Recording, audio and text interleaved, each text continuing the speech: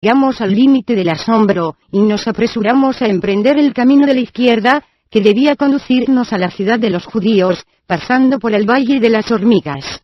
El camino de la izquierda, que debía conducirnos a la ciudad de los judíos, pasando por el Valle de las Hormigas.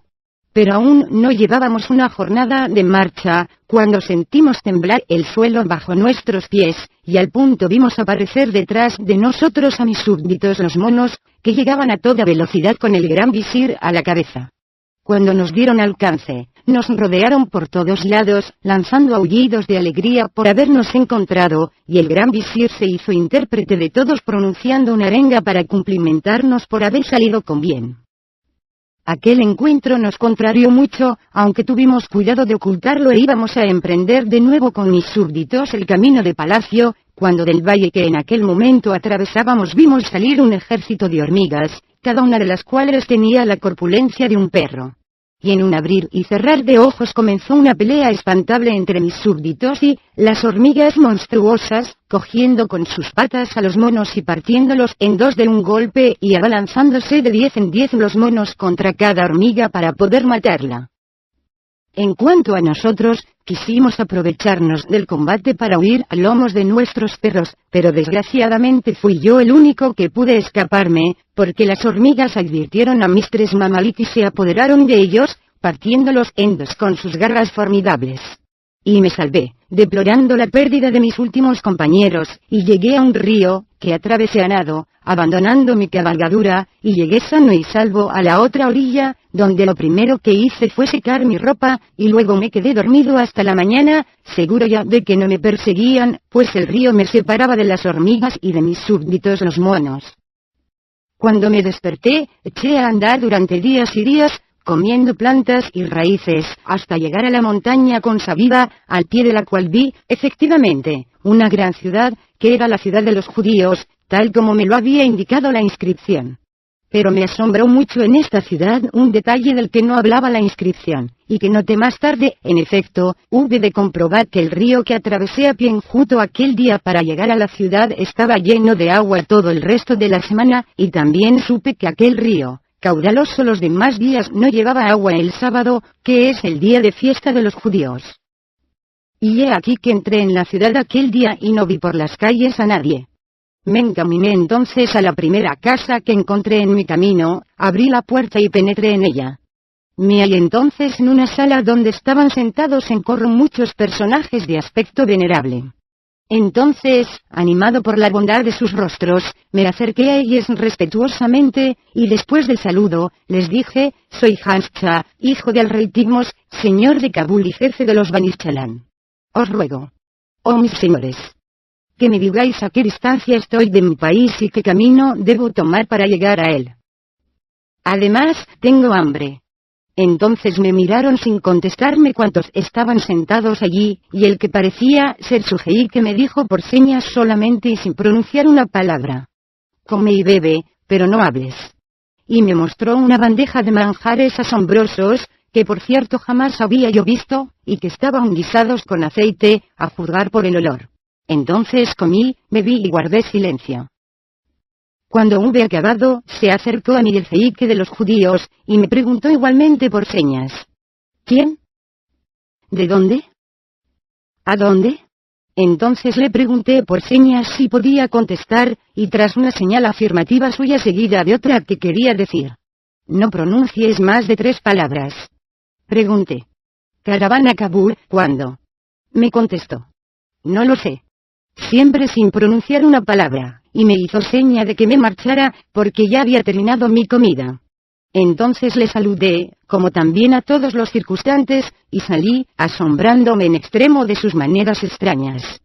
Ya en la calle intentaba orientarme, cuando por fin oí a un pregonero público que decía a voces: quien quiera ganarse 1000 monedas de oro y poseer una esclava joven de belleza sin igual, que venga conmigo, para efectuar un trabajo de 1 hora. Como yo estaba en la penuria, me acerqué al pregonero, y le dije: acepto el trabajo, y al mismo tiempo los 1000 dinares y la esclava joven.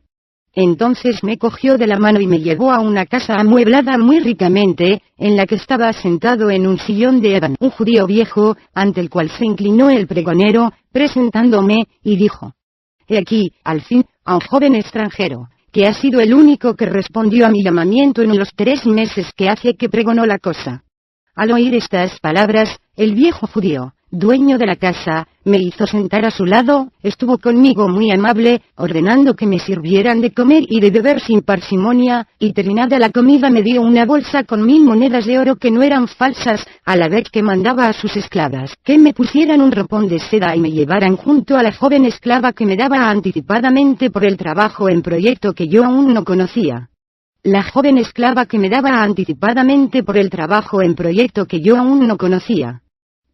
Entonces, después de haberme puesto el ropón de seda consabido, los esclavos me llevaron a la estancia donde me esperaba la joven, que debía ser virgen, según afirmación del viejo judío. Y me encontré, en efecto, con una joven muy bella, en cuya compañía me dejaron solo para pasar la noche. Y al punto me acosté con ella y la encontré perfecta en verdad. 3 días y 3 noches pasé con ella, comiendo y bebiendo y haciendo lo que tenía que hacer, y a la mañana del 4º día el anciano hizo que me llamaran, y me dijo: «¿Estás ahora dispuesto a ejecutar el trabajo que te he pagado y que de antemano aceptaste?».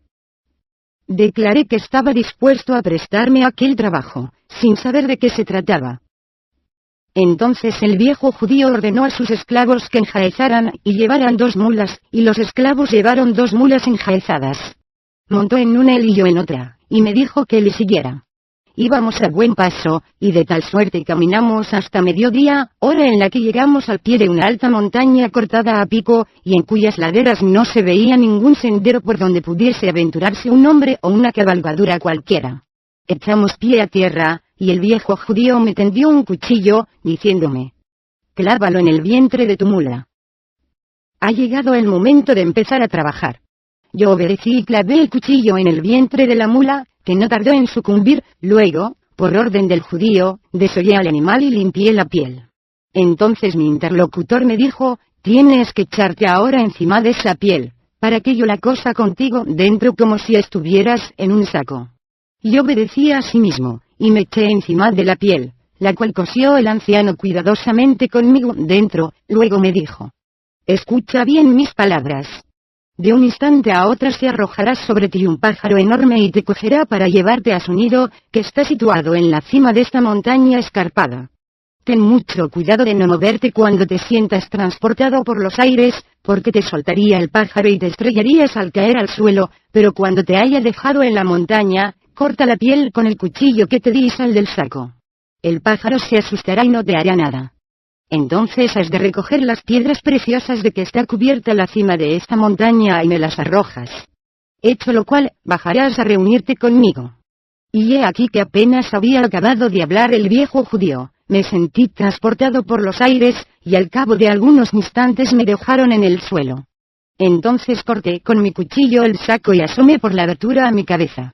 Aquello asustó al pájaro monstruoso, que huyó volando a toda prisa y yo me puse entonces a recoger rubíes, esmeraldas y demás piedras preciosas que cubrían el suelo, y se las arrojé al viejo judío. Pero cuando quise bajar a ver que no había ni un sendero donde poner el pie, y vi que el viejo judío montaba en su mula después de recoger las piedras, y se alejaba rápidamente hasta desaparecer de mi vista. Entonces, en el límite de la desesperación, lloré mi destino y pensando hacia qué lado me convendría más encaminarme, eché a andar todo derecho delante de mí y a la aventura, errando de tal suerte 2 meses hasta llegar al final de la cadena de montañas, a la entrada de un valle magnífico, en el que los arroyos, los árboles y las flores glorificaban al Creador entre gorjeos de pájaros. Allí vi un inmenso palacio que se elevaba a gran altura por los aires y hacia el cual me encaminé. Llegué a la puerta, donde hallé sentado en el banco del zaguán a un anciano cuyo rostro brillaba de luz. Tenía en la mano un cetro de rubíes y llevaba en la cabeza una corona de diamantes. Le saludé y me devolvió el saludo con amabilidad, y me dijo: «Siéntate junto a mí, hijo mío». Y cuando me senté, me preguntó: «¿De dónde vienes a esta tierra que nunca halló la planta de una damita? ¿Y a dónde te propones ir?». Por toda respuesta estallé en sollozos, y se diría que me iba a ahogar el llanto. Entonces me dijo el anciano: cesa de llorar así, hijo mío, porque me encoges el corazón. Ten valor y empieza por reanimarte comiendo y bebiendo. Y me introdujo en una vasta sala, dándome de comer y de beber. Y cuando me vio en mejor estado de ánimo, me rogó que le contase mi historia, y satisfice su deseo, y a mi vez le rogué que me dijese quién era y a quién pertenecía aquel palacio. Me contestó: sabe, hijo mío, que este palacio fue construido antaño por nuestro señor Suleimán, de quien soy representante para gobernar a las aves. Cada año vienen aquí a rendirme pleitesía todas las aves de la tierra. Si deseas regresar a tu país, te recomendaré a ellas la primera vez que vengan a recibir órdenes mías, y te transportarán a tu país. En tanto, para matar el tiempo hasta que lleguen, puedes circular por todo este inmenso palacio, y puedes entrar en todas las salas, con excepción de una sola, la que se abre con la llave de oro que ves entre todas estas llaves que te doy. Y el anciano gobernador de las aves me entregó las llaves y me dejó en completa libertad.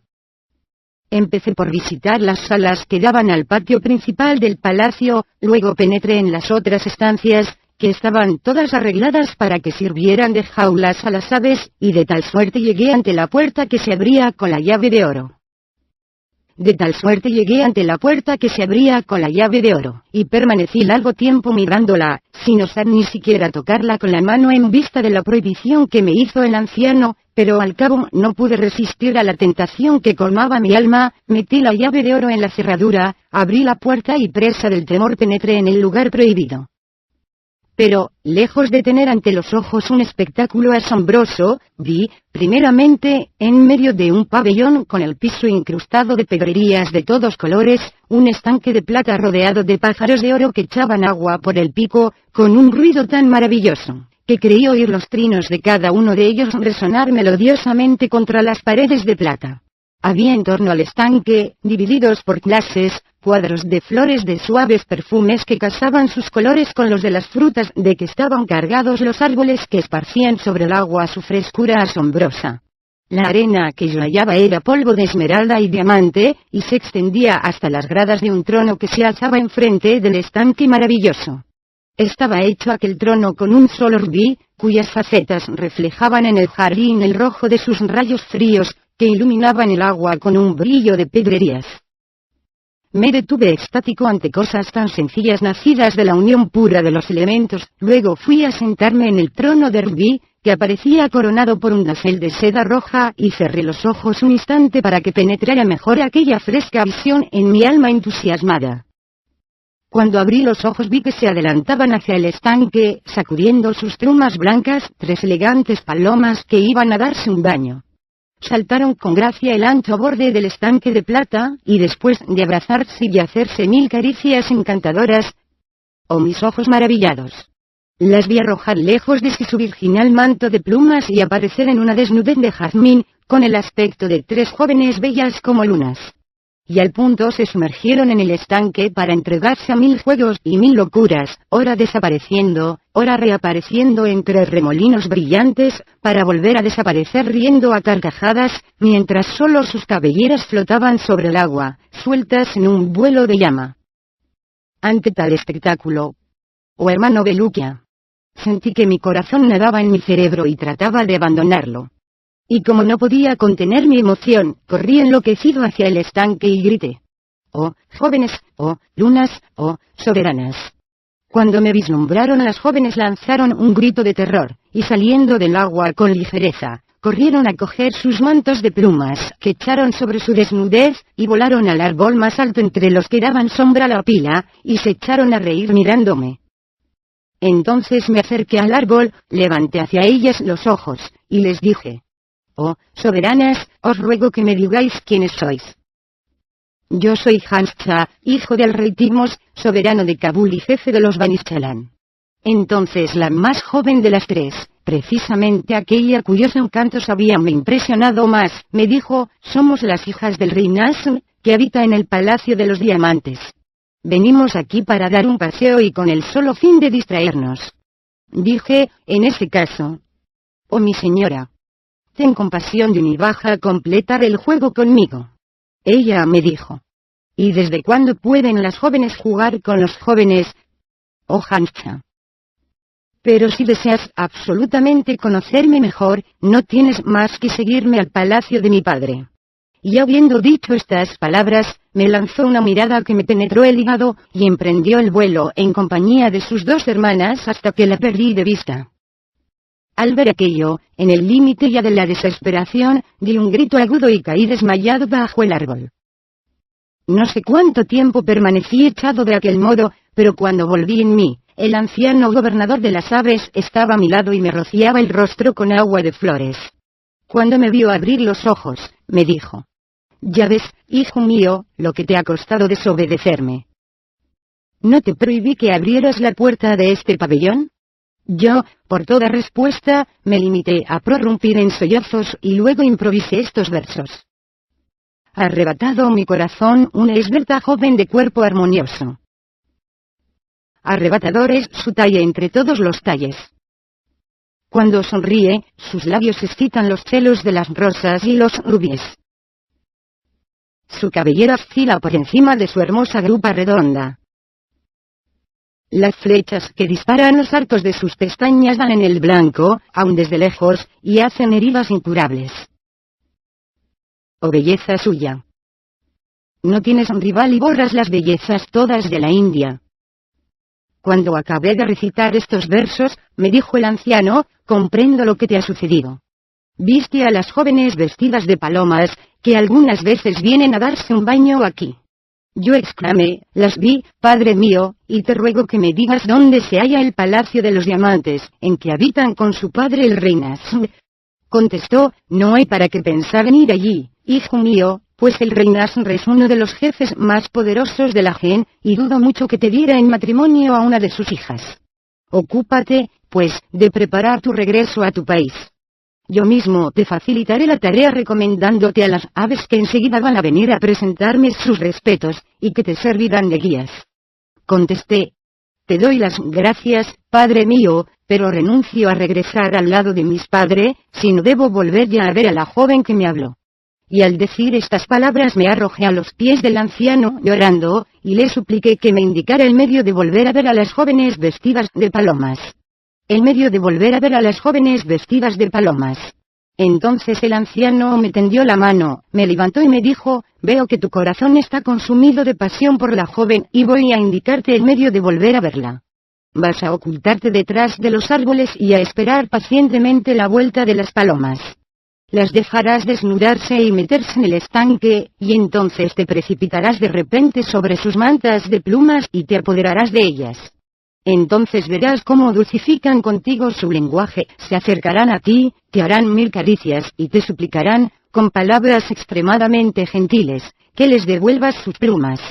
Pero guárdate bien de dejarte conmover, porque entonces acabarían por siempre para ti las jóvenes. Por el contrario, rehúsa enérgicamente devolvérselas, y diles: «Os daré de buen grado vuestros mantos, pero no sin que venga el jeique». Y efectivamente, esperarás mi regreso entreteniéndolas con galanterías, y yo encontraré el medio de que las cosas se tornen favorables para ti». Al oír estas palabras, di muchas gracias al venerable gobernador de las aves, y enseguida corrí a ocultarme detrás de los árboles, en tanto que se retiraba en su pabellón para recibir a sus súbditos. Permanecí bastante tiempo esperando la llegada de las 3 palomas. Al fin oí un batir de alas y risas aéreas, y vi que las 3 palomas se posaban en el borde del estanque y miraban a derecha y a izquierda para enterarse de si no las observaba nadie. Luego, la que me había hablado se encaró con las otras 2, y les dijo: «¿No creéis, hermanas mías, que puede estar escondido alguien en el jardín? ¿Qué habrá sido del joven a quien vimos?». Pero le dijeron sus hermanas: «Oh Shamsa, no te preocupes por eso y date prisa a hacer como nosotras». Y las 3 se despojaron de sus plumas entonces, y se sumergieron en el agua para entregarse enseguida a 1000 locos fuegos, blancas y desnudas cual la plata virgen. Y creí ver 3 lunas reflejadas en el agua. Esperé a que hubiesen nadado hasta la mitad del estanque, y me erguí sobre ambos pies para ponerme de pronto en movimiento con la rapidez del rayo y apoderarme del manto de la joven a quien amaba. Y respondieron a mi ademán raptor 3 gritos de espanto, y vi que las jóvenes, avergonzadas por haber sido sorprendidas en sus retozos, se sumergían enteramente, sin dejar fuera del agua más que la cabeza, y corrían hacia mí lanzándome miradas llorosas. Pero seguro entonces de tenerlas a mi arbitrio, me eché a reír, retrocediendo del borde del estanque y ostentando el manto de plumas con aire victorioso. Al ver aquello, la joven que me había hablado la primera vez, y cuyo nombre era Shamsa, me dijo: ¿Cómo te atreves, oh joven, a apoderarte de lo que no te pertenece? Yo contesté: Oh paloma mía, sal del baño y ven a conversar conmigo. Ella dijo: Bien quisiera conversar contigo, oh hermoso joven, pero estoy completamente desnuda y no puedo salir así del baño. Devuélveme mi manto y te prometo salir del agua para distraerme contigo, y hasta te dejaré que me acaricies y me beses cuanto quieras. Yo dije: Oh, luz de mis ojos, dueña mía, oh soberana de belleza, oh fruto de mi hígado. Si te devolviera tu manto, sería como darme la muerte con mi propia mano. No puedo, pues, hacerlo, por lo menos mientras no llegue mi amigo el jeique, gobernador de las aves. Ella me dijo: Entonces, puesto que no cogiste más que mi manto, aléjate un poco y vuelve la cabeza a otro lado para dejarme salir del baño y dar tiempo a que se cubran mis hermanas. Y para ocultar lo más esencial, me prestarán ellas entonces algunas de sus plumas. Yo dije: Eso sí, puedo hacerlo. Y me alejé y me puse detrás del trono de rubí. Entonces salieron primeramente las dos hermanas mayores se pusieron con presteza sus mantos, luego arrancaron algunas de las plumas finas e hicieron con ellas una especie de mandilillo, después ayudaron a salir a su vez del agua a su hermana pequeña, la taparon con aquel mandil lo más esencial y me dijeron: Ya puedes venir. Y yo corrí a presentarme ante aquellas gacelas, y me eché a los pies del amable Shamsa y le besé los pies, siempre sujetando con fuerza su manto para que no lo cogiese y emprendiese el vuelo. Entonces me hizo ella levantarme, y empezó a decirme 1000 palabras gentiles y a hacerme 1000 caricias para decidirme a que le devolviese su manto, pero me guardé mucho de ceder a sus deseos, y logré arrastrarla hacia el trono de rubí, donde me senté colocándola sobre mis rodillas. Entonces, al ver ella que no podía escaparse, se decidió por fin a corresponder a mis deseos, y me rodeó el cuello con sus brazos, y me devolvió beso por beso y caricia por caricia, en tanto que nos sonreían sus hermanas, mirando a todos lados para ver si llegaba alguien. Mientras estábamos de aquella manera, mi protector el jeique abrió la puerta y entró. Entonces, nos levantamos en honor suyo, nos adelantamos a recibirle, y le besamos las manos respetuosamente. Nos rogó él entonces que nos sentáramos, y encarándose con la amable Shamsa, le dijo: Estoy encantado, hija mía, de la elección que has hecho correspondiendo a este joven que te ama con locura. Porque has de saber que pertenece a un linaje ilustre. Su padre es el rey Timos, señor del Afganistán. Harás bien, pues, al aceptar esa alianza y al decidir igualmente a tu padre el rey Nasr para que otorgue su consentimiento. Ella contestó: Escucho y obedezco. Entonces le dijo el jeique: Si verdaderamente aceptas esa alianza, júrame y prométeme ser fiel a tu esposo y no abandonarle nunca. Y la bella Shamsa se levantó al punto y prestó el consabido juramento entre las manos del venerable jeique. Entonces nos dijo él: Demos gracias al Altísimo por vuestra unión, hijos míos. Y ya podéis ser dichosos. He aquí que invoco la bendición para vosotros. Ahora podéis amaros libremente. Y tú, Shamsa, devuélvele su manto, pues no he de dejarte. Y dichas estas palabras, el jeique nos introdujo en una sala, donde había colchones cubiertos con tapices, y también fuentes llenas de hermosas frutas y otras cosas exquisitas. Y tras de rogar a sus hermanas que la precedieran en su vuelta al palacio de su padre para anunciarle su matrimonio y prevenirle de su regreso en mi compañía, Shamsa estuvo extremadamente amable, y quiso mandarme ella misma las frutas y repartirlas conmigo. Tras de lo cual, nos acostamos juntos, en brazos uno del otro y en el límite del júbilo. Tras de lo cual, nos acostamos juntos, en brazos uno del otro y en el límite del júbilo. Por la mañana fue Shamsa quien se puso primero en pie. vistióse con su manto de plumas, me despertó, me besó entre los dos ojos, y me dijo, ya es hora de que vayamos al Palacio de los Diamantes a ver a mi padre el rey Nasr. Vístete, pues, cuanto antes. Obedecí enseguida, y cuando estuve dispuesto, fuimos a besar las manos del jeique gobernador de las aves y le dimos muchas gracias. Entonces me dijo Shamsai, ahora súbete en mis hombros y sostente bien, porque el viaje será un poco largo, aunque me propongo hacerlo a toda velocidad. Y me tomó en sus hombros, y después de tributar a nuestro protector las últimas despedidas, me transportó por los aires con la rapidez del rayo, y al poco tiempo me dejó en tierra a alguna distancia de la entrada al Palacio de los Diamantes. Y desde allí nos encaminamos tranquilamente hacia el palacio, mientras corrían a anunciar nuestra llegada los servidores que había instalado el rey por aquellos sitios. El rey Nasr, padre de Shamsai, señor de los experimentó una inmensa alegría al verme, me cogió en brazos y me oprimió contra su pecho. Luego ordenó que me vistieran con un magnífico ropón de honor, me puso en la cabeza una corona tallada en un solo diamante, me condujo después a la presencia de la reina, madre de mi esposa, la cual reina me manifestó su júbilo y felicitó a su hija por la elección que de mi persona hizo. Y regaló más tarde a su hija una cantidad enorme de pedrerías, pues el palacio estaba lleno de ellas, y ordenó que a ambos nos llevaran al hammam, en donde nos lavaron y perfumaron con agua de rosas, almizcle, ámbar y aceites aromáticos, que nos refrescaron maravillosamente. Tras de lo cual se dieron en honor nuestros festines que duraron 30 días y 30 noches consecutivas. Entonces manifesté mis deseos de presentar a mi vez mi esposa a mis padres en mi país. Y aunque muy apenados por tener que separarse de su hija, el rey y la reina aprobaron mi proyecto, pero me hicieron prometer que todos los años iríamos a pasar con ellos una temporada. Después hizo el rey construir un trono de tal magnificencia y tal tamaño, que en sus peldaños podía contener 200 genios varones y 200 genios hembras.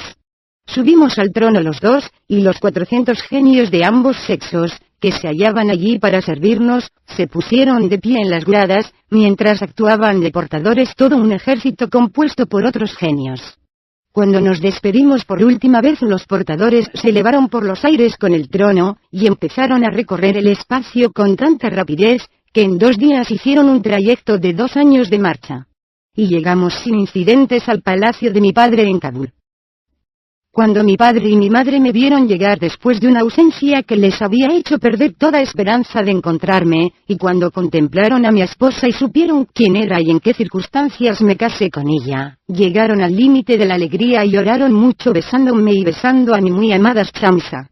Y tanto se conmovió mi pobre madre, que cayó desvanecida y no volvió en sí más que gracias al agua de rosas que llevaba en un frasco grande mi esposa Shamsai. Después de todos los festines y todos los regocijos que se organizaron con motivo de nuestra llegada y de nuestros esponsales, mi padre preguntó a Shamsai, ¿qué quieres que haga para agradarte, hija mía?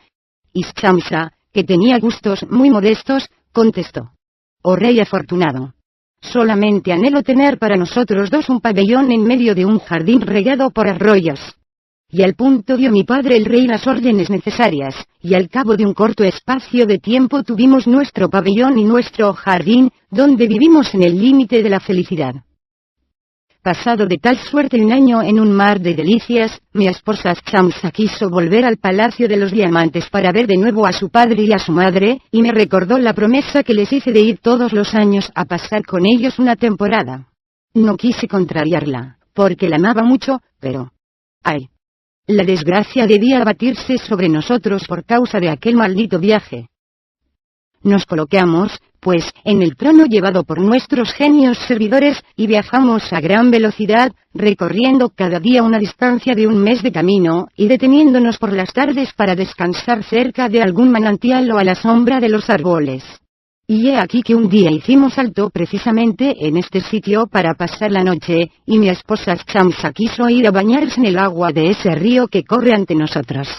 Me esforcé cuanto pude por disuadirla, hablándole del fresco excesivo de la tarde y de los perjuicios que la podría ocasionar. No quiso escucharme, y se llevó en su compañía a algunas de sus esclavas para que se bañaran con ella. se desnudaron en la ribera y se metieron en el agua, donde Shamsa parecía la luna al salir en medio de un cortejo de estrellas. Estaban retozando y jugando entre sí, cuando de repente Shamsa lanzó un grito de dolor y cayó en brazos de sus esclavas, que se apresuraron a sacarla del agua y llevarla a la orilla. Pero cuando quise hablarle y cuidarla, ya estaba muerta. Y las esclavas me enseñaron en el talón de mi esposa una mordidura de serpiente acuática. Ante aquel espectáculo, caí desmayado, y permanecí en tal estado tanto tiempo que me creyeron muerto también. Pero, ¡ay! Hube de sobrevivir a Shamsa, para llorar por ella y erigirle esta tumba que ves. En cuanto a la otra tumba, es la mía propia, que hice construir junto a la de mi pobre y bien amada. Y dejo transcurrir mi vida ahora entre lágrimas y recuerdos crueles, esperando el momento de dormir al lado de mi esposa Shamsa, lejos de mi reino, al que renuncié, lejos del mundo, que es para mí un desierto horrible, en este asilo solitario de la muerte. Cuando el hermoso joven triste acabó de contar su historia a Belukia, escondió el rostro entre sus manos y se echó a llorar. Entonces le dijo a Belukia: «Por Alá, oh hermano mío, tu historia es tan asombrosa y tan extraordinaria, que olvidé mis propias aventuras, aunque las creía prodigiosas entre todas las aventuras. Alá te sostenga en tu dolor, oh hermano mío, y enriquezca con el olvido tu alma. Alá te sostenga en tu dolor, oh hermano mío, y enriquezca con el olvido tu alma». Estuvo con él 1 hora todavía, tratando de decidirle a que le acompañara a su reino para cambiar de aires y horizontes, pero fue en vano. Entonces vióse obligado a abandonarle para no importunarle, y después que le abrazó y le dijo aún algunas palabras de consuelo, emprendió de nuevo el camino de su ciudad, a la que llegó sin incidentes tras una ausencia de 5 años. Y desde entonces no he vuelto a tener noticias suyas. Y como ahora te hallas aquí tú, Wasib, olvidaré completamente a aquel joven rey Belukia, a quien esperaba volver a ver por acá un día u otro. Tú, al menos, no me abandonarás tan pronto, porque pienso retenerte en mi compañía largos años, sin dejarte carecer de nada para persuadirte a que accedas. Por cierto que todavía he de contarte tantas historias asombrosas, que la del rey Belukia y del hermoso joven triste parecerán simples aventuras corrientes. Y para darte desde ahora una prueba de que te quiero bien por haberme escuchado todo este tiempo con tanta atención, he aquí que mis mujeres van a servirnos de comer y beber, y van a cantar para deleitarnos, y nos van a aligerar el espíritu hasta que llegue la mañana. Historia de Yamlika, princesa subterránea y el rey. Cuando la reina Yamlika, princesa subterránea, hubo acabado de contar al joven Asib, hijo del sabio Daniel, la historia de Belukia y la del hermoso joven triste, y cuando el festín, y los cantos, y las danzas de las mujeres serpientes llegaron a su término, se levantó la sesión y se formó el cortejo para volver a la otra residencia. Pero el joven Asib, que amaba en extremo a su madre y a su esposa, dijo: «Oh reina Yamlika, no soy más que un pobre leñador, y me ofreces aquí una vida llena de delicias, pero en mi casa me esperan una madre y una esposa y no puedo, por Alá, dejar que me esperen más tiempo sumidas en la desesperación que las producirá mi ausencia. Permíteme, pues, que regrese junto a ellas, porque si no morirían de dolor. Y créeme que en verdad sentí de toda mi vida no haber podido escuchar las demás historias con que tenías la intención de deleitarme durante mi estancia en tu reino». Al oír estas palabras, la reina Yamlika comprendió que estaba justificado el motivo de la partida de Asib, y le dijo: «Consiento, oh Asib, en dejarte regresar junto a tu madre y esposa, aunque me cuesta mucho trabajo separarme de un auditor tan atento como tú. Solamente exijo de ti un juramento, sin el cual me será imposible dejarte partir. Vas a prometerme no ir nunca en lo sucesivo a tomar un baño en el hammam durante toda tu vida. De lo contrario, llegará tu perdición». Por el momento no puedo ser más explícita. El joven Asib, a quien tal petición asombraba en extremo, no quiso contrariar a la reina Yamlika, y prestó el juramento consabido, en el cual prometía no ir en toda su vida a tomar un baño en el hammam. Entonces, después de las despedidas, la reina Yamlika hizo que una de sus mujeres serpientes le acompañara hasta los confines del reino, del que se salía por una abertura escondida en una casa ruinosa que estaba enclavada en el lado opuesto al paraje donde se hallaba el agujero por el cual pudo penetrar Asib en la residencia subterránea. Amarilleaba el sol cuando Asib llegó a su calle y llamó a la puerta de su casa. Fue a abrir su madre, y al conocerle lanzó un grito agudo y se arrojó en sus brazos llorando de alegría. Y su esposa, por su parte, al oír el grito y los sollozos de la madre, corrió a la puerta, le reconoció también y le saludó respetuosamente besándole las manos. Después de lo cual entraron en la casa y se entregaron con libertad a los más vivos transportes de júbilo. Cuando estuvieron un poco calmados, Asib les pidió noticias de sus antiguos camaradas los leñadores que le habían abandonado en la cueva de la miel. Su madre le contó que fueron a darle la mala nueva de su muerte entre los dientes de un lobo, y que se habían hecho ricos mercaderes y propietarios de muchos bienes y de hermosas tiendas, viendo a diario dilatarse cada vez más el mundo ante sus ojos. Entonces Asib reflexionó un instante, y dijo a su madre: «Mañana irás a buscarles al zoco, y cuando estén reunidos, les anunciarás mi regreso, diciéndoles que tendré mucho gusto en verles». Así es que al día siguiente la madre de Asib no dejó de hacer el encargo, y al saber la noticia, los leñadores cambiaron de color y contestaron escuchando y obedeciendo en lo concerniente a la visita de bienvenida. Luego se concertaron entre sí y resolvieron arreglar el asunto lo mejor posible. Empezaron por regalar a la madre de Asib sedas hermosas y hermosas telas, y la acompañaron a la casa, aviniéndose a entregar a Asib cada uno la mitad de las riquezas, esclavas y propiedades que tenían en su poder. Al llegar a la presencia de Asib, le saludaron y le besaron las manos, ofreciéndole todo aquello y rogándole que lo aceptara y olvidara sus yerros para con él.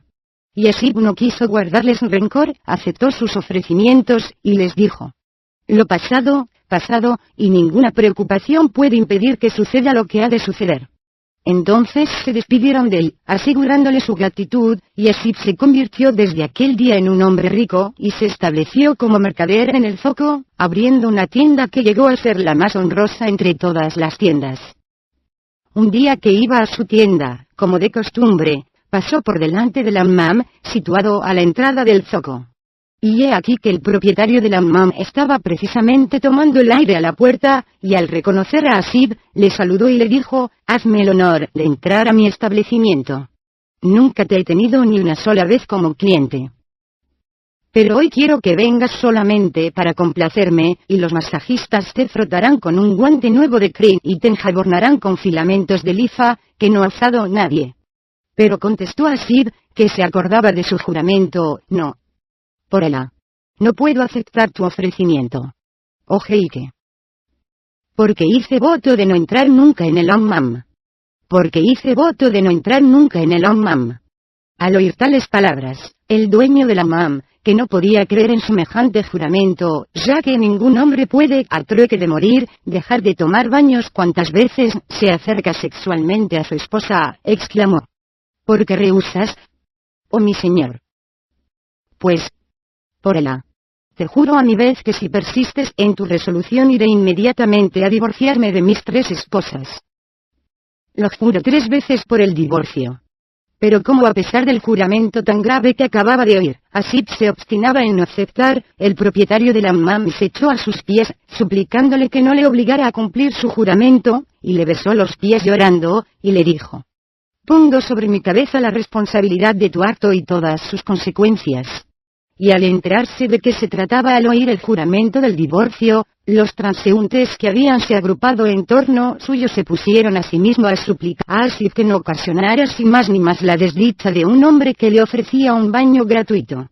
Luego, como vieron la inutilidad de sus palabras, se decidieron todos a emplear la fuerza, apoderándose de Asib y llevándole, a pesar de sus gritos terribles, al interior del hammam, donde le despojaron de su ropa, le echaron todos a la vez sobre el cuerpo el agua de 20 o 30 jofainas, le friccionaron, le dieron masaje, le enjabonaron, le secaron y le envolvieron el cuerpo en toallas calientes y le pusieron en la cabeza un pañuelo grande festoneado y bordeado. Luego el dueño del hammam, en el límite de la alegría por verse desligado de su juramento, llevó a Asib una taza de sorbete perfumado con ámbar, y le dijo: Séate leve y bendito el baño. Que te refresque esta bebida como me has refrescado tú. Pero Asib, a quien todo aquello aterraba cada vez más, no sabía si rehusar o aceptar esta última invitación, e iba a responder, cuando de pronto invadieron el hammam los guardias del rey, que se precipitaron sobre el joven, apoderándose del tal y como estaba con su atavío de baño, y a pesar de sus protestas y su resistencia lo llevaron al palacio del rey, y lo pusieron entre las manos del gran visir, que los esperaba a la puerta con la mayor impaciencia. Al ver a Asib, el gran visir tuvo una alegría extremada, le recibió con las señales más notorias de respeto, y le rogó que le acompañase a la presencia del rey. Y resuelto ya a dejar correr su destino, Asib siguió al gran visir, que le introdujo, para presentarle al rey, en una sala donde se alineaban por orden jerárquico 2000 gobernadores de provincia, 2000 jefes militares y 2000 portaalfanjes, que no esperaban más que un signo para hacer volar las cabezas. En cuanto al rey, estaba acostado en un amplio lecho de oro y parecía dormir, con la cabeza y el rostro cubiertos por un pañuelo de seda. Al ver todo aquello, el aterrado Asib se sintió morir y cayó al pie del lecho, protestando públicamente de su inocencia. Pero el gran visir se apresuró a levantarle con toda clase de respetos, y le dijo: «Oh hijo de Daniel, esperamos de ti que salves a nuestro rey Carazdan. Una lepra, que hasta ahora no tuvo remedio, le cubre el rostro y el cuerpo. Y hemos pensado en ti para que le cures, ya que eres hijo del sabio Daniel». Y todos los circunstantes, gobernadores, chambelanes y portaalfanjes, gritaron a la vez: «Solo de ti esperamos la curación del rey Carazdan». Al oír estas palabras, se dijo el asustado Asib: «Por Alá, me toman por un sabio». Luego dijo al gran visir: «En verdad que soy el hijo de Daniel. Pero no soy más que un ignorante. Me llevaron a la escuela y no aprendí en ella nada, quisieron enseñarme la medicina, pero al cabo de un mes renunciaron a ello al ver la mala calidad de mi entendimiento. Y como último recurso, mi madre me compró un asno y cuerdas, e hizo de mí un leñador. Y eso es todo lo que sé». Pero el visir le dijo: «Es inútil, oh hijo de Daniel, que sigas ocultando tus conocimientos. Demasiado sabemos que aunque recorriéramos el oriente y el occidente, no encontraríamos quien te igualase como médico». Aterrado, dijo Asib: «Pero, oh visir lleno de sabiduría, ¿cómo podré curarle si no conozco las enfermedades ni los remedios?».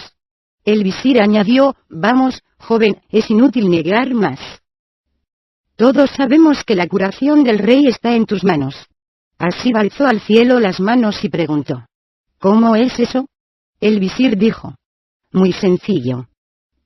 Puedes obtener esa curación porque conoces a la princesa subterránea, la reina Yamlika, cuya leche virginal, tomada en ayunas o empleada como díctamo, cura las enfermedades más incurables. La reina Yamlika, cuya leche virginal, tomada en ayunas o empleada como díctamo, cura las enfermedades más incurables». Al oír tales palabras, comprendió Asib que aquellos informes provenían de su entrada en el hammam, y trató de negar. Exclamó: «Pues, jamás he visto esa leche, oh señor. Y no sé quién es la princesa Yamlika. Es la primera vez que oigo semejante nombre». El visir sonrió y dijo: «Puesto que te niegas aún, voy a demostrarte que no te servirá de nada. Te digo que has estado en los dominios de la reina Yamlika. Además, cuantos fueron allá en los tiempos antiguos, volvieron con la piel del vientre negra. Así lo dice este libro que tengo a la vista. Pero la piel del vientre no se le pone negra al visitante de la reina Yamlika más que después de su entrada en el hammam, oh hijo de Daniel. Y he aquí que los espías que yo tenía apostados en el hammam para que examinaran el vientre a todos los bañistas, han venido hace un rato a decirme que se te había puesto de pronto negro el vientre mientras te bañaban. Es inútil, pues, que continúes negando». Al oír estas palabras, exclamó Asib: «No, por Alá. Nunca estuve en los dominios de la princesa subterránea». Entonces se acercó a él el gran visir, le quitó las toallas que le envolvían y le dejó el vientre al descubierto. Estaba negro como el vientre de un búfalo. Al ver aquello, Asib estuvo a punto de caerse desmayado de espanto, luego tuvo una idea, y dijo al visir: «Debo declararte, oh mi señor, que nací con el vientre completamente negro. El visir sonrió. Dijo, pues no lo estaba cuando entraste en el hammam. Así me lo dijeron los espías. Pero Asib, que de ninguna manera quería hacer traición a la princesa subterránea revelando su residencia, siguió negando haber tenido relaciones con ella ni haberla visto nunca. Entonces el visir hizo una seña a 2 verdugos, que se acercaron al joven, le echaron en el suelo, desnudo como estaba, y empezaron a administrarle en las plantas de los pies palos tan crueles y tan repetidos, que habría muerto si no se decidiera a pedir gracia confesando la verdad. Enseguida hizo el visir que levantaran al joven, y ordenó que le pusiesen un magnífico ropón de honor en lugar de las toallas con que a su llegada se envolvía.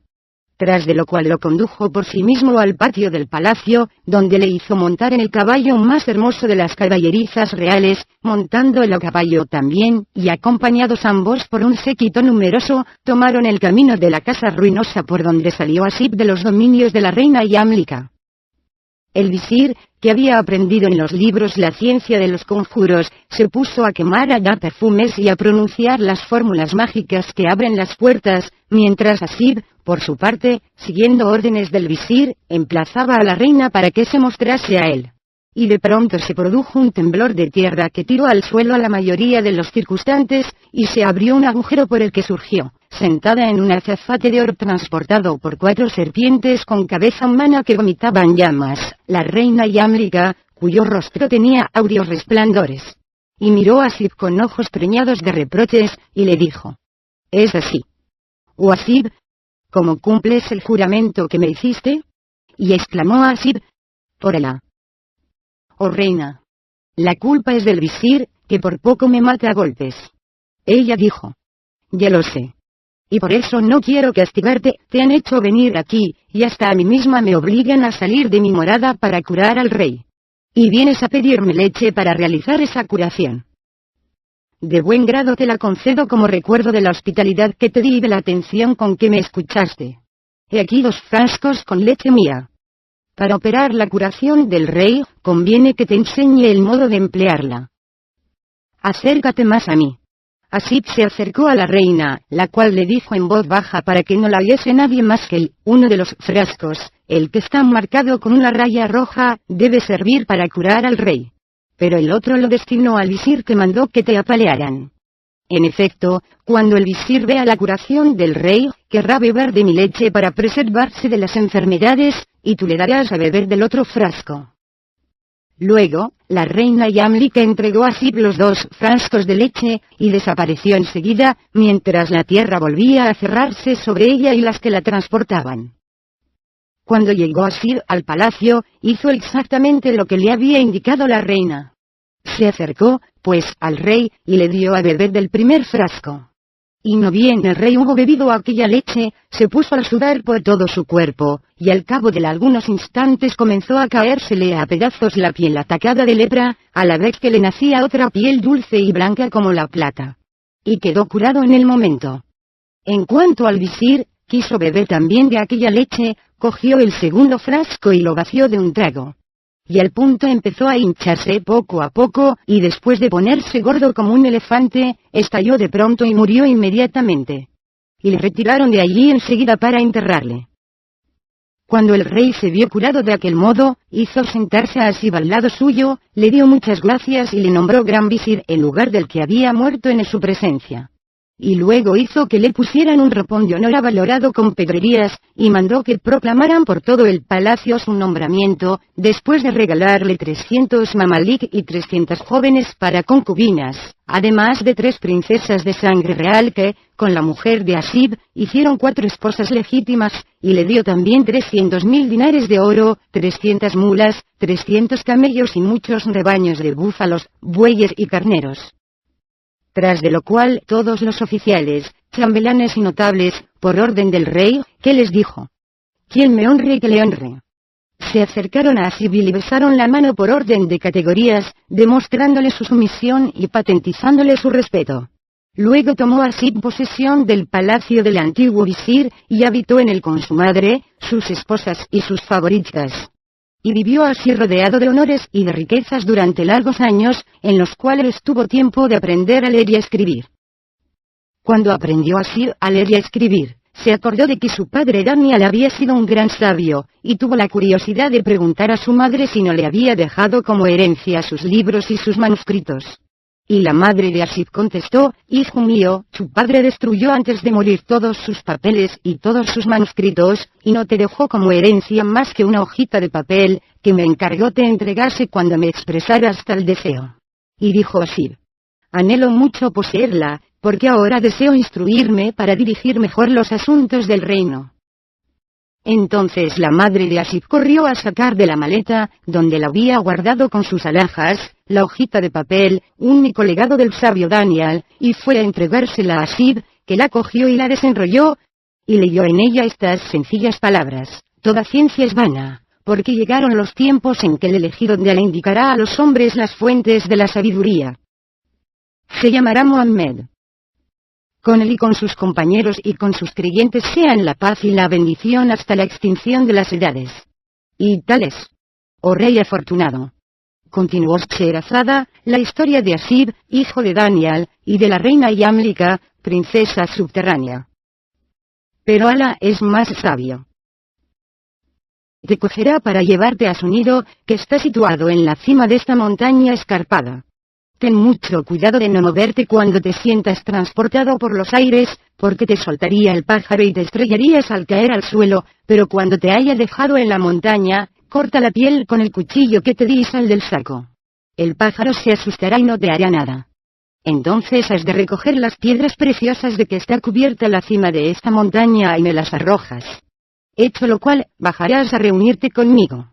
Y he aquí que apenas había acabado de hablar el viejo judío, me sentí transportado por los aires, y al cabo de algunos instantes me dejaron en el suelo. Entonces corté con mi cuchillo el saco y asomé por la abertura a mi cabeza. Aquello asustó al pájaro monstruoso, que huyó volando a toda prisa y yo me puse entonces a recoger rubíes, esmeraldas y demás piedras preciosas que cubrían el suelo, y se las arrojé al viejo judío. Pero cuando quise bajar a ver que no había ni un sendero donde poner el pie, y vi que el viejo judío montaba en su mula después de recoger las piedras, y se alejaba rápidamente hasta desaparecer de mi vista. Entonces, en el límite de la desesperación, yo de mi destino y pensando hacia qué lado me convendría más encaminarme, eché a andar todo derecho delante de mí y a la aventura, errando de tal suerte 2 meses hasta llegar al final de la cadena de montañas, a la entrada de un valle magnífico, en el que los arroyos, los árboles y las flores glorificaban al Creador entre gorjeos de pájaros. Allí vi un inmenso palacio que se elevaba a gran altura por los aires y hacia el cual me encaminé. Llegué a la puerta, donde hallé sentado en el banco del zaguán a un anciano cuyo rostro brillaba de luz. Tenía en la mano un cetro de rubíes y llevaba en la cabeza una corona de diamantes. Le saludé y me devolvió el saludo con amabilidad, y me dijo: siéntate junto a mí, hijo mío. Y cuando me senté, me preguntó: ¿de dónde vienes a esta tierra que nunca halló la planta de una damita? ¿Y a dónde te propones ir? Por toda respuesta estallé en sollozos, y se diría que me iba a ahogar el llanto. Entonces me dijo el anciano: cesa de llorar así, hijo mío, porque me encoges el corazón. Ten valor y empieza por reanimarte comiendo y bebiendo. Y me introdujo en una vasta sala, dándome de comer y de beber. Y cuando me vio en mejor estado de ánimo, me rogó que le contase mi historia, y satisfice su deseo, y a mi vez le rogué que me dijese quién era y a quién pertenecía aquel palacio. Me contestó: sabe, hijo mío, que este palacio fue construido antaño por nuestro señor Suleimán, de quien soy representante para gobernar a las aves. Cada año vienen aquí a rendirme pleitesía todas las aves de la tierra. Si deseas regresar a tu país, te recomendaré a ellas la primera vez que vengan a recibir órdenes mías, y te transportarán a tu país. En tanto, para matar el tiempo hasta que lleguen, puedes circular por todo este inmenso palacio, y puedes entrar en todas las salas, con excepción de una sola, la que se abre con la llave de oro que ves entre todas estas llaves que te doy. Y el anciano gobernador de las aves me entregó las llaves y me dejó en completa libertad. Empecé por visitar las salas que daban al patio principal del palacio, luego penetré en las otras estancias, que estaban todas arregladas para que sirvieran de jaulas a las aves, y de tal suerte llegué ante la puerta que se abría con la llave de oro. de tal suerte llegué ante la puerta que se abría con la llave de oro, y permanecí largo tiempo mirándola, sin osar ni siquiera tocarla con la mano en vista de la prohibición que me hizo el anciano, pero al cabo no pude resistir a la tentación que colmaba mi alma, metí la llave de oro en la cerradura, abrí la puerta y presa del temor penetré en el lugar prohibido. Pero, lejos de tener ante los ojos un espectáculo asombroso, vi, primeramente, en medio de un pabellón con el piso incrustado de pedrerías de todos colores, un estanque de plata rodeado de pájaros de oro que echaban agua por el pico, con un ruido tan maravilloso, que creí oír los trinos de cada uno de ellos resonar melodiosamente contra las paredes de plata. Había en torno al estanque, divididos por clases, cuadros de flores de suaves perfumes que casaban sus colores con los de las frutas de que estaban cargados los árboles que esparcían sobre el agua su frescura asombrosa. La arena que yo hallaba era polvo de esmeralda y diamante, y se extendía hasta las gradas de un trono que se alzaba enfrente del estanque maravilloso. Estaba hecho aquel trono con un solo rubí, cuyas facetas reflejaban en el jardín el rojo de sus rayos fríos, que iluminaban el agua con un brillo de pedrerías.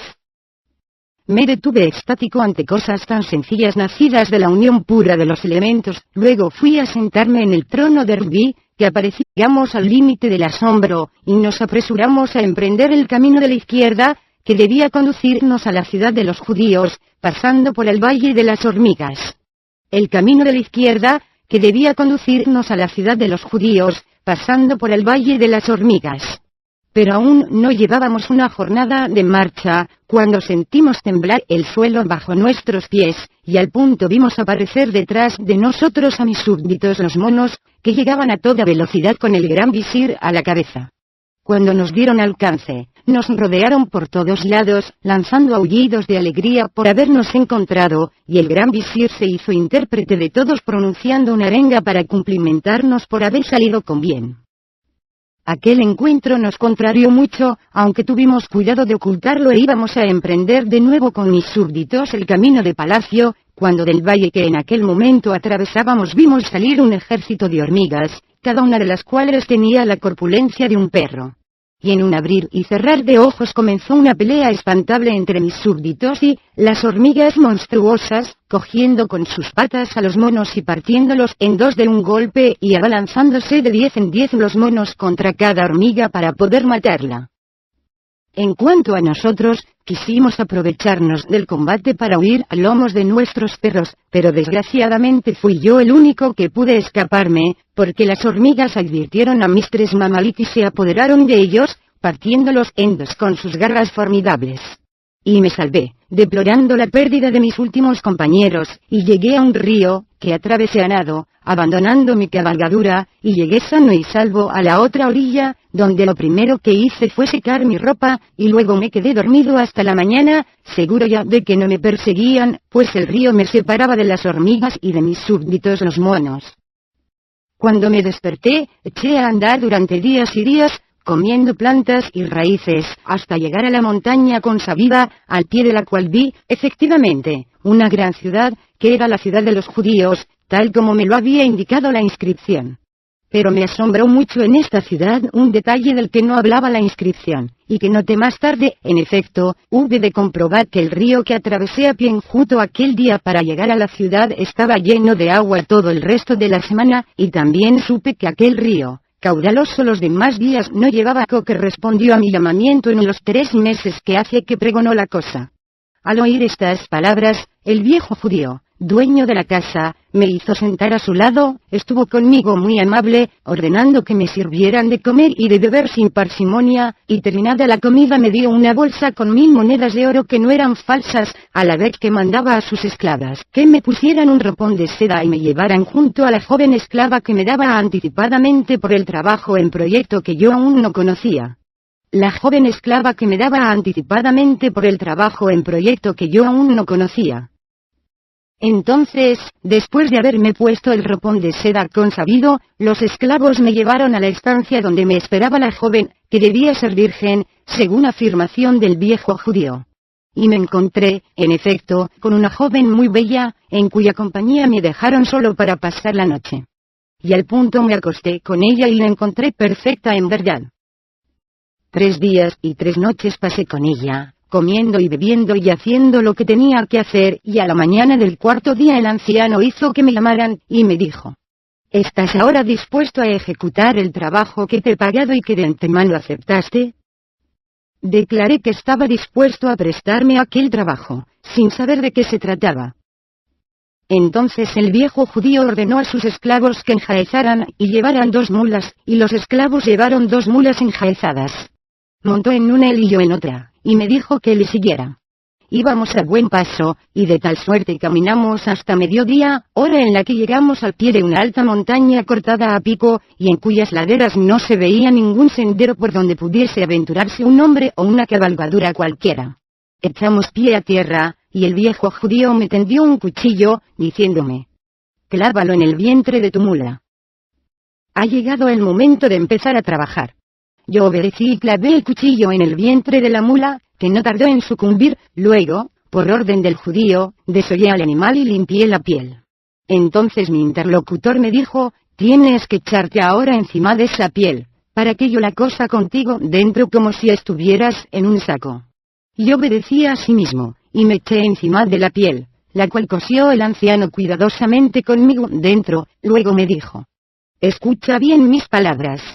De un instante a otro se arrojará sobre ti un pájaro enorme y agua el sábado, que es el día de fiesta de los judíos». Y he aquí que entré en la ciudad aquel día y no vi por las calles a nadie. Me encaminé entonces a la primera casa que encontré en mi camino, abrí la puerta y penetré en ella. Me hallé entonces en una sala donde estaban sentados en corro muchos personajes de aspecto venerable. Entonces, animado por la bondad de sus rostros, me acerqué a ellos respetuosamente, y después del saludo, les dije: «Soy Hanscha, hijo del rey Tigmos, señor de Kabul y jefe de los Banischalan. Os ruego, oh mis señores, que me digáis a qué distancia estoy de mi país y qué camino debo tomar para llegar a él. Además, tengo hambre». Entonces me miraron sin contestarme cuantos estaban sentados allí, y el que parecía ser su jeique me dijo por señas solamente y sin pronunciar una palabra: «Come y bebe, pero no hables». Y me mostró una bandeja de manjares asombrosos, que por cierto jamás había yo visto, y que estaban guisados con aceite, a juzgar por el olor. Entonces comí, bebí y guardé silencio. Cuando hube acabado, se acercó a mí el jeique de los judíos, y me preguntó igualmente por señas: «¿Quién? ¿De dónde? ¿A dónde?».